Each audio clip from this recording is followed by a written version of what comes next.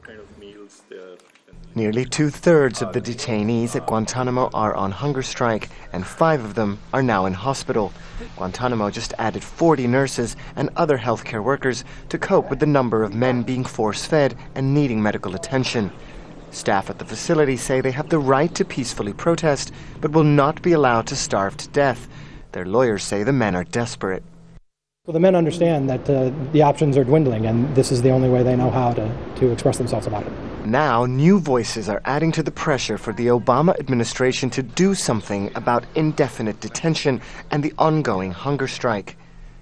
The chairman of the Senate Select Intelligence Committee has called on the White House to advise whether there are suitable places to continue to hold or resettle the 86 detainees cleared for release. And in a letter to Defense Secretary Chuck Hagel, the U.S.'s largest doctors group denounced force-feeding detainees, noting that every competent patient has the right to refuse medical intervention, including life-sustaining interventions. The detainees launched the hunger strike in February over what they say were invasive searches of their cells and the mishandling of the Quran. The military denied those charges, but both sides agree the detainees are trying to get the world to pay attention.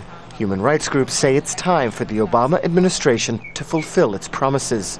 It's just not sustainable for the administration to continue this policy of indefinite detention at Guantanamo. The hunger strike at Guantanamo isn't just a political problem and a public relations problem.